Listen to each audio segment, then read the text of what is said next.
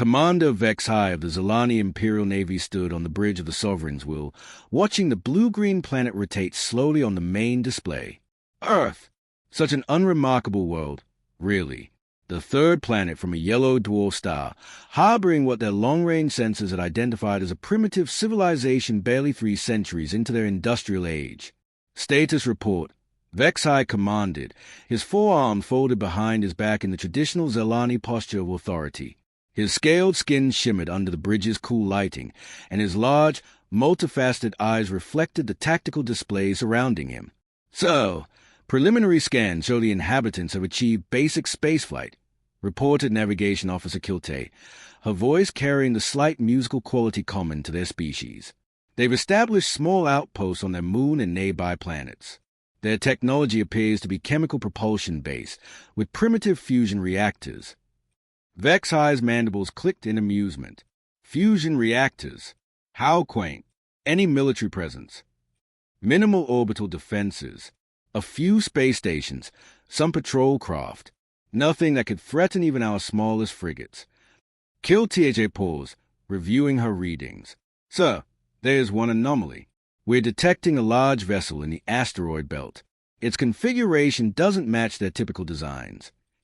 Define large, Vex High said, turning toward the tactical station.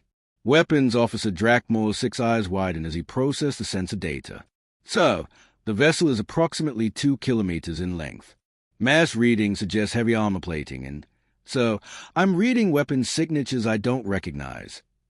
A chill ran down Vex High's spine, though he didn't show it. In his 3 decades of service to the Empire, he'd conquered 17 worlds. None had possessed anything approaching a 2-kilometer warship. The largest vessel they'd encountered had been a mere 400 meters, and that had belonged to the Korthak, a species known for their military prowess. Bring us the yellow alert, he ordered. Launch reconnaissance drones. I want a full tactical analysis of that vessel. The bridge hummed with activity as the crew executed his commands. The Sovereign's was the flagship of the 47th Conquest Fleet, accompanied by 3 heavy cruisers and a dozen destroyers. More than enough firepower to pacify any pre-stellar civilization. 20 minutes later, the drone telemetry began streaming in. What Vex High saw on the main display made his blood run cold. The human vessel was unlike anything in the Imperial Navy's databases. Whereas Zalani ships were elegant, curved construct designed for efficiency and speed, this monster was a brutal wedge of metal and purpose. Its hull bristled with weapon emplacements, dozens of them, ranging from small point defense system to massive cannons that could probably punch through a moon. So, Drakmore's voice was barely above a whisper. Those aren't energy weapons. What do you mean? Vex High demanded. The signatures, they're kinetic, railguns, mass drivers, and something else. Something that's generating massive electromagnetic fields. The weapons officer's hands trembled as he operated his console. So, those main guns, the power reading suggests they could accelerate projectiles to 30% light speed. Vex High felt his world tilt. Kinetic weapons were considered obsolete by galactic standards. Energy shield could deflect them, armor could absorb them. But at 30% light speed, the kinetic energy would be astronomical. It would turn any target into superheated plasma regardless of shielding. There's more, Kilte added, her musical voice now strained. The vessel's configuration suggests it's designed for one purpose only, ship-to-ship combat. Look at these power distribution patterns. 90% of the ship's systems are dedicated to weapons, shields, or propulsion. There are no scientific instruments, no exploration equipment, no civilian quarters. It's a pure warship, Vex High breathed. So, incoming transmission from the human vessel, Communications Officer Veltar announced. On screen, the display flickered, then resolved into the image of a human face. Vex High had studied the species during the approach, bipedal mammals with forward-facing eyes and relatively small craniums. This particular specimen was middle-aged by their standards, with graying hair and eyes the color of winter ice. What struck Vex High immediately was a complete absence of fear in those eyes. This is Admiral Sarah Chen of the United Earth ship Retribution, the human said, her voice carrying an edge that could cut steel. You are in violation of Terran space. Identify yourselves and state your intentions. Vex High composed himself, drawing upon decades of diplomatic protocol. I am Commander Vex High of the Zalani Imperial Navy. We represent the Zalani Empire, and we claim this system by right of conquest. Your species will be integrated into our civilization. Surrender now, and your people will be treated with mercy. The human's expression didn't change. If anything, her eyes grew colder. Right of conquest, she repeated slowly. How interesting. Tell me, Commander, how many worlds has your empire conquered? The question caught Vex High off guard. 17 systems have joined our empire, but I fail to see. 17, Admiral Chen interrupted. In how many years? 37 standard years, Vex High replied, unsure where this was leading. The human smiled, and Vex High realized with growing horror that it wasn't a pleasant expression. 37 years to conquer 17 worlds, Chen said. We've been at war with ourselves for our entire recorded history.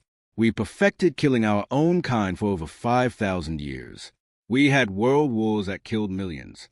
We developed weapons that could sterilize our own planet 100 times over. She leaned forward, and her voice dropped to barely above a whisper. Commander, you have no idea what war actually is. The transmission ended, leaving the bridge of the Sovereigns in stunned silence. Vex High stared at the blank screen, Admiral Chen's words echoing in his mind. The human's casual mention of weapons capable of destroying their own world should have sounded like primitive boasting. Instead, something in her tone suggested it was simply fact.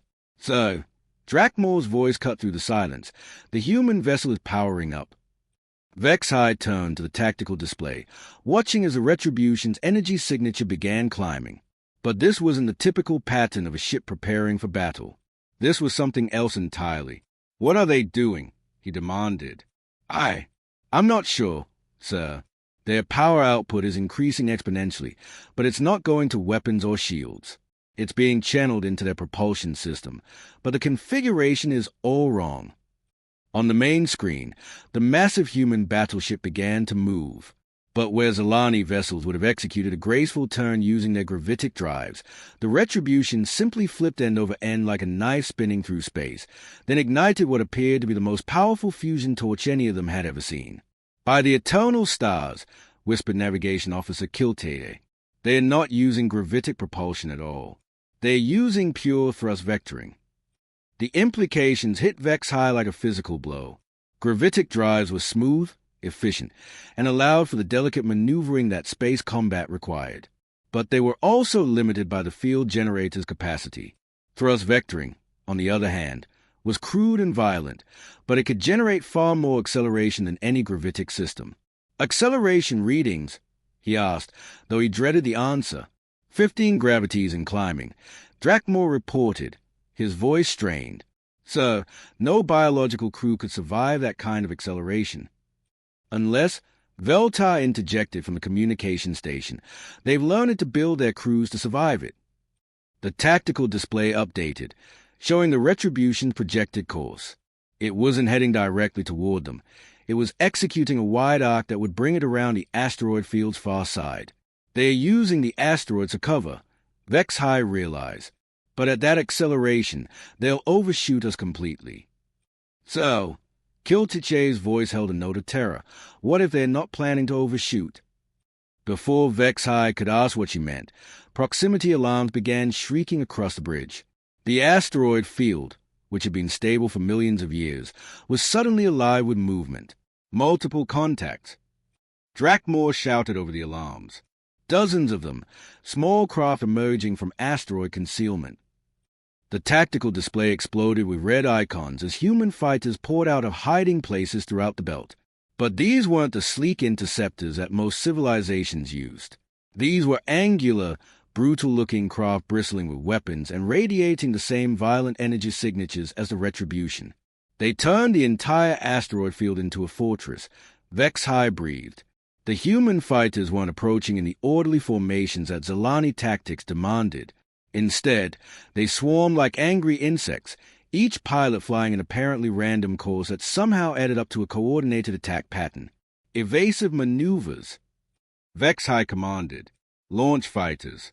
All ships, combat formation. The Sovereigns will began its tone, the gravitic drives humming as they adjusted the ship's course. Around them, the rest of the 47th Fleet moved into the standard Zalani battle formation, a defensive sphere that allowed overlapping field of fire while maintaining optimal spacing. It was a formation that had served the Empire well in 17 conquests. It was also, Vexhai realized with growing horror, completely useless against an enemy that ignored every rule of civilized warfare. The human fighters didn't engage the Zalani formation head-on. Instead, they split into smaller groups, each following seemingly chaotic flight paths that brought them in from multiple vectors simultaneously. Their weapons opened fire while still at extreme range, filling space with streams of kinetic projectiles and energy beams. "They are not aiming for our ships," Drakmor reported, confusion evident in his voice. "They are targeting empty space." "Not empty space," Kiltije corrected, her voice filled with admiration and fear. "They are creating a kill zone. Look at the projectile vectors." Vexhai saw it then. The humans weren't trying to hit them directly. They were filling the space around the Zalani formation with high-velocity projectiles, creating a three-dimensional minefield of kinetic death. Any ship trying to maneuver would fly directly into the barrage. "Clever mammals," he murmured, then raised his voice. "All ships, emergency stop. Maintain position." But the humans had anticipated that response too. Even as the Zalani fleet came to a halt, the retribution completed its wide arc and came roaring out of the asteroid field like an ancient sea monster rising from the depths. At this distance, Vexhai could see detail that the sensors had missed. The human battleship's hull wasn't smooth like Zalani vessels. It was covered in what looked like overlapping plates of armor, each one scarred and pitted as if the ship had survived countless battles. Gun turrets and missile launchers protruded from every surface, creating a hedgehog of weaponry that could engage targets in any direction. But what truly terrified him was the ship's approach vector. The retribution wasn't slowing down. If anything, it was still accelerating, heading directly toward the center of the Zalani formation on what could only be described as a ramming course. "So," Drakmor's voice was barely controlled panic. At that velocity, a collision would destroy both ships. "Unless they don't plan to collide," Vexhai said, the pieces falling into place. "Emergency broadcast to all ships. Scatter formation. Maximum acceleration." But it was too late. The retribution flipped again, presenting its heavily armored prow to the Zalani fleet, and fired its main batteries. The space between the human battleship and the Sovereigns will erupted in light. The railgun slugs hit the Sovereigns will at 37% light speed. Each projectile was no larger than a human fist, but at that velocity, they carried the kinetic energy of tactical nuclear weapons. The Zalani flagship shields, designed to deflect energy beams and absorb moderate kinetic impacts, simply ceased to exist. Vexhai felt the deck lurch beneath his feet as the first rounds punched through the hull. Emergency lighting bathed the bridge in red as atmosphere vented through dozens of breaches. But the retribution wasn't finished. Even as it flashed past the Zalani formation at impossible speed, its secondary batteries opened up with sustained barrages that turned two of the heavy cruisers into expanding clouds of superheated debris. "Damage report." Vexhai shouted over the wailing alarms. "Hull breaches on deck 7 through 15. Drakmor replied, his voice strained as he worked at a console that sparked and flickered. "We've lost main power to weapon systems. Shield generators are offline. Propulsion is at 40%. Through the chaos, Vexhai tried to track the human battleship's position. The retribution had executed what could only be called a tactical impossibility, a high-speed pass that delivered devastating firepower while maintaining enough velocity to escape retaliation. Now it was several thousand kilometers away, already beginning another impossible maneuver. "Sir, the human vessel is decelerating," Kiltije reported. "But the deceleration rate, it's over 20 gravities." Vexhai watched in fascination and horror as the retribution shed velocity like a stone thrown into water. The fusion torches at its stern burned with the intensity of small stars, and the ship's hull glowed cherry red from the thermal stress. Any Zalani crew would have been reduced to pace by the acceleration forces, but somehow the humans endured. "They are coming around for another pass," he realized. The tactical situation was beyond anything in Zalani military doctrine. Half his fleet was destroyed or crippled. The enemy had demonstrated technological capabilities that defied explanation, and worst of all, the humans were fighting with ferocity that suggested they actually enjoyed battle. So, Veltar called from communications. "We're receiving a transmission from one of the human fighters." "Put it through." The voice that emerged from the speakers was young, female, and filled with an enthusiasm that chilled Vex-High to his core. "This is Lieutenant Sarah Mitchell, call sign Reaper. Any Zalani vessel still capable of movement. You have 30 seconds to surrender before we begin our strafing runs. Trust me, you don't want to find out what a human weapons designer considers excessive firepower." There was laughter in the background, other human pilots enjoying what they clearly saw as sport. "Response, sir?" Veltar asked. Vex-High looked at the tactical display. His remaining ships were scattered, damaged, and facing an enemy that had just demonstrated the ability to destroy them at will. The logical choice was surrender. But something in the human's casual attitude toward violence made him hesitate. "Open a channel to Admiral Chen," he ordered. The main screen flickered, showing the human commander. She looked exactly as composed as before, despite having just participated in what could only be described as wholesale slaughter. "Commander Vex-High," she said pleasantly, "I trust you're beginning to understand your situation." "Admiral, your tactics violate every convention of civilized warfare," Vex-High replied, trying to maintain some dignity. "Ramming attacks, excessive acceleration, the deliberate targeting of disabled vessels." "Civilized warfare," Chen interrupted, and that terrifying smile returned. "Commander, let me tell you about civilized warfare. We had something called the Geneva Convention, rules that were supposed to limit the horrors of battle. They banned chemical weapons, protected civilians, established rules for prisoners." She leaned forward, her eyes never leaving his. "Those rules lasted exactly as long as it took for the first major war to start. Do you know what we learned? That when your survival is at stake, civilization is a luxury you can't afford." On the tactical display, Vex-High watched the human fighters repositioning for their strafing runs. They moved with the precision of a school of predatory fish, each pilot anticipating the other's movements without apparent communication. "You want to know why we fight this way?" Chen continued. "Because we learned at fighting ourselves. Every tactic you've seen today was developed in wars between human nations. We've spent millennia perfecting the art of killing our own species, and now you've given us a new target." The first strafing run began. Human fighters dug toward the crippled Zalani destroyers like ancient seabird hunting fish. Their weapons, a mixture of kinetic projectiles and energy beams, carved through the ship's hulls with surgical precision. But they weren't trying to destroy the vessels. They were systematically disabling every system that could threaten the fleet. "So," Drakmor whispered, "they are not killing the crews. They are capturing the ships intact." The realization hit Vex-High like a physical blow. The humans weren't just defeating his fleet. They were studying it. Every Zalani vessel they captured would provide intelligence about Imperial technology, tactics, and strategic capabilities. "Admiral," he said, his voice hoarse with defeat, "what are your terms?" Chen's expression softened slightly, though her eyes remained hard as winter ice. "Unconditional surrender of your fleet.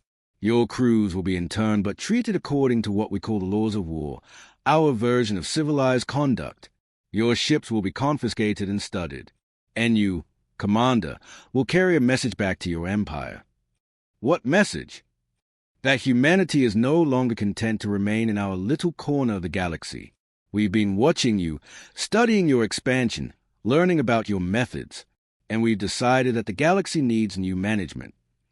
The bridge fell silent except for the hum of damaged systems and the distant sound of human fighters securing the disabled Zalani vessels. "You see, Commander," Chen continued, "you made a fundamental error in your assessment of our species. You saw our technological level and assumed we were primitive. You looked at our internal conflicts and thought we were weak. But you failed to understand what those conflicts actually represented."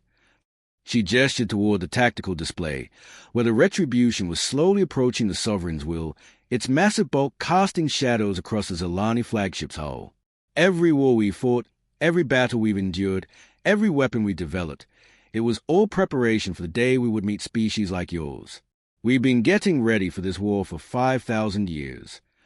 3 months later, Vex-High stood in the docking bay of the human space station they called Haven Point, watching as the Sovereigns will underwent modifications that would have been impossible to imagine during his years of service to the Empire.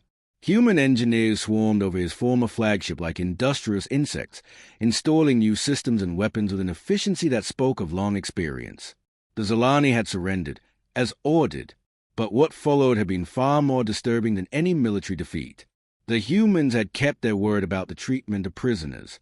Vex-High and his surviving crew members were housed in comfortable quarters, provided with adequate food and medical care, and allowed to observe the humans' daily operations. It was this last courtesy that had proven most unsettling. Fascinating, isn't it? Admiral Chen's voice came from behind him.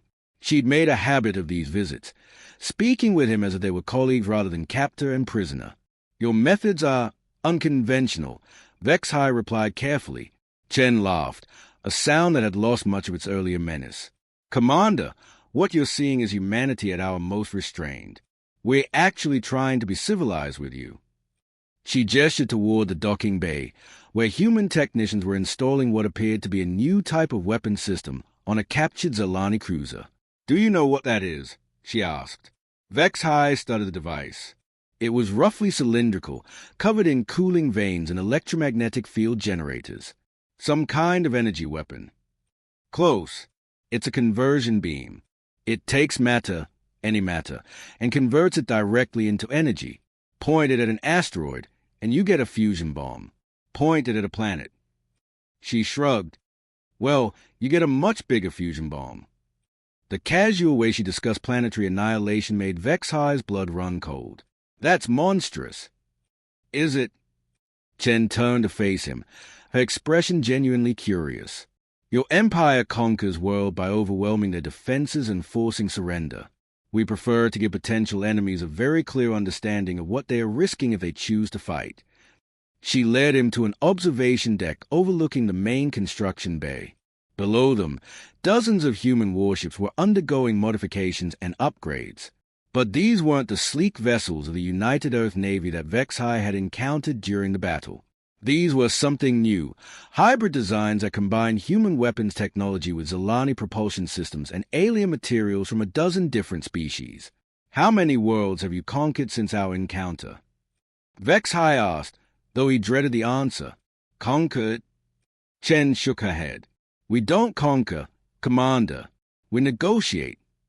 I don't understand. Simple. We appear in a system with enough firepower to sterilize every inhabited world. Then we make them an offer. Join the Human Defensive Alliance, contribute ships and resources to our mutual defense, and enjoy the benefit of our protection and technology. Oh! She gestured toward the construction bay. Well, the alternative is fairly obvious. How many have chosen to fight? So far, none. Vex-High felt a chill run down his spine. In 3 months, humanity had accomplished what the Zilani Empire had taken decades to achieve, but they'd done it through fear rather than force, intimidation rather than invasion. The Zilani Empire will not surrender to threats, he said, though the word sounded hollow even to him. Won't it? Chen pulled up a holographic display showing the current political situation in Zilani space. According to our intelligence networks, 3 imperial governors have already reached out through intermediaries about potential negotiations. Your military is demanding immediate retaliation, but your civilian leadership is asking very pointed questions about whether the Empire can actually win a war against humanity. The display zoomed in on specific star systems, showing trade routes and military installations. The truth is, Commander, your empire was built on the assumption that you would never face an enemy capable of matching your technological advantages. Your entire military doctrine is based on overwhelming primitive civilizations with superior firepower and organization.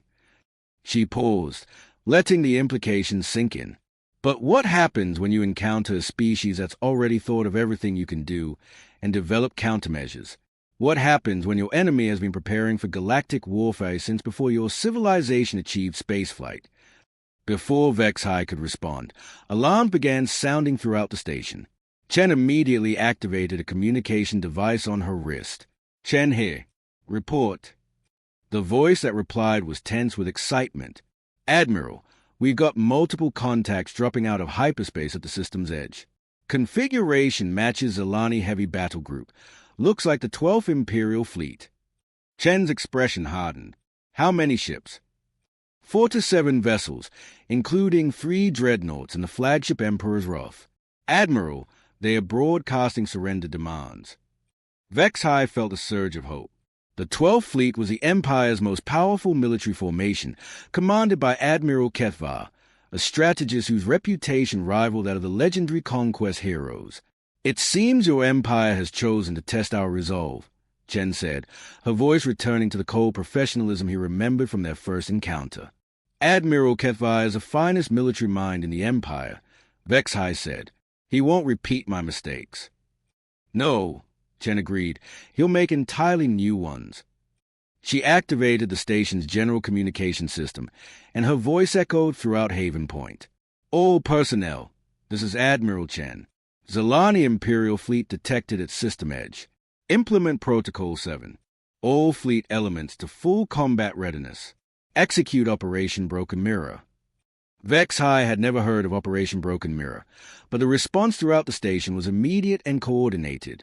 Human personnel moved with the same deadly efficiency he'd witnessed during the battle in the asteroid field. "What is Operation Broken Mirror?" he asked. Chen smiled, and once again Vex High was reminded that humanity's idea of warfare was fundamentally different from anything in his experience. "It's what happens when an enemy makes a mistake of bringing a knife to a gunfight," she said. "Or in this case, bringing conventional tactics to fight an unconventional enemy."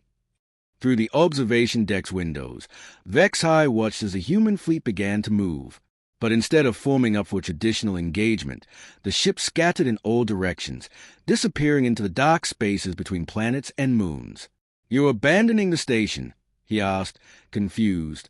"Oh no, Commander," Chen replied, her eyes fixed on the tactical displays. "We're setting a trap." "Oh no, Commander," Chen replied, her eyes fixed on the tactical displays.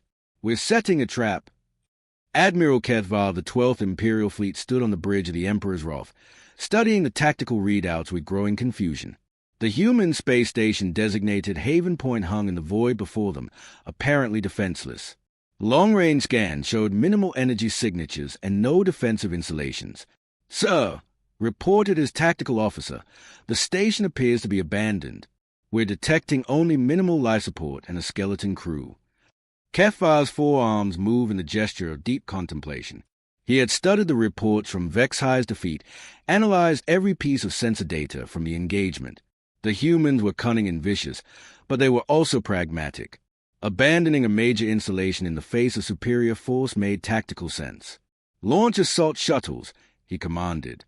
"Secure the station and capture any intelligence data. All ships maintain standard formation and prepare for possible ambush from the outer system." The 12th Fleet was the pride of the Imperial Navy, 4 to 7 vessels representing the pinnacle of Zilani military engineering. Unlike Vex High's expeditionary force, Kethvar's fleet was designed for major fleet actions against peer opponents. His dreadnoughts alone carried enough firepower to reduce a planet's surface to molten glass. "So," the communications officer called out, "we're receiving a transmission from the station." On screen, Admiral Chen's face appeared on the main display, but she wasn't on the bridge of a warship. She was sitting in what appeared to be a comfortable office, holding a cup of what the humans called coffee. "Admiral Kethvar," she said pleasantly, "welcome to the Sol system. I trust your journey wasn't too arduous." "Admiral Chen," Kethvar replied formally, "I am here to accept your unconditional surrender and secure the release of Zilani personnel held in violation of interstellar law." Chen sipped her coffee thoughtfully. "Interstellar law. That's an interesting concept. Tell me, which interstellar authority established these laws you're referencing?" The question caught Kethvar off guard. In truth, there was no galactic authority beyond the strength of individual species and alliances. The laws he referenced were simply conventions that had evolved between the major powers. "I am not here to debate legal philosophy," he said stiffly. "Surrender now, and your people will be treated with appropriate mercy." "Mercy," Chen repeated, as if tasting the word. "That's thoughtful of you, Admiral. Tell me, What mercy did your empire show the inhabitants of Kepler 442b when they refused to surrender? Kefvar felt his confidence waver. Kepler 442b had been a Zalani conquest 8 years ago. The indigenous population had chosen to fight rather than submit, and the result had been thorough. But how could the humans know about that engagement? It had occurred decades before first contact. I see the question troubles you, Chen continued. Perhaps you're wondering how we know about your military history. The answer is simple. We've been watching you for quite some time. She stood up, walking to a window that showed the space around Haven Point. In the distance, Kefvar could see his assault shuttles approaching the station's docking bays. Your shuttles are welcome to dock, Admiral. In fact, I encourage it. My people have prepared a very educational experience for your boarding parties. The transmission ended, leaving Kefvar staring at a blank screen. Something about the human's confidence was deeply unsettling. She had spoken like someone holding a winning hand in a game he didn't understand. So, the tactical officer reported, first assault wave has docked with the station. Teams Alpha and Beta are proceeding to secure the command center. Minutes passed in tense silence. Then the reports began coming in. Sir, Alpha Team reports the station appears to be largely automated. They are finding evidence of recent habitation, but very few personnel. Beta Team has reached the command center. Sir, they are reporting something unusual. The entire station appears to be rigged with... I'm not sure how to describe it. Describe what? Kefvar demanded. The station isn't just abandoned, sir. It's been turned into some kind of massive weapon. Beta Team is reporting conversion beam arrays throughout the structure, all pointed inward. The implication hit Kefvar like a physical blow. The humans hadn't abandoned Haven Point. They'd turned it into a trap. The moment his assault shuttles had docked, they placed his boarding parties inside what was essentially a giant bomb. Emergency recall, he ordered. All shuttles returned to fleet immediately. But it was too late. The space around Haven Point suddenly erupted with energy signatures as previously undetectable human vessels decloaked throughout the system. They weren't the obvious warships Kefvar had expected. They were disguised as asteroids, debris, even comets. The humans had turned the entire star system into an ambush zone. Impossible, he breathed. Our sensors would have detected them. Not if they'd been drifting powerless for months. His science officer reported, her voice filled with admiration despite their situation. Sir, these vessels have been positioned throughout the system since before we arrived. They've been running on minimal power, using the background radiation to mask their signatures. On the tactical display, dozens of human ships were powering up simultaneously, their weapons charging and their drives igniting. But these weren't the hybrid vessels Kefvar had expected based on intelligence reports. These were pure human designs, ships built according to principles that no other species had ever considered. So, the human fleet they are not forming up for battle, the tactical officer reported, confusion evident in his voice.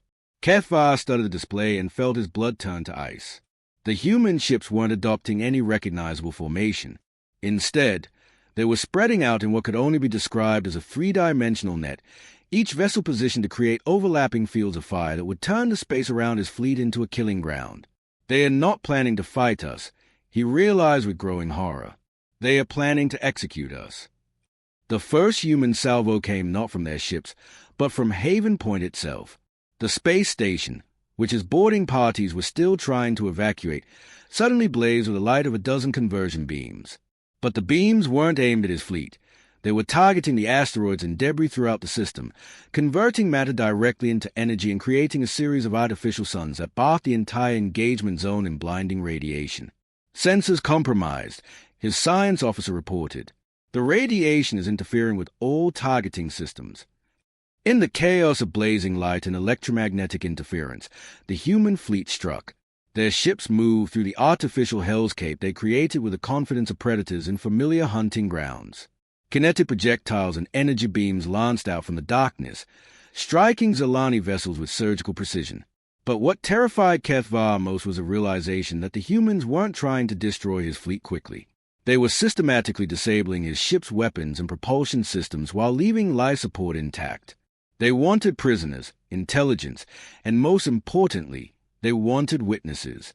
So, His communications officer called out over the din of battle.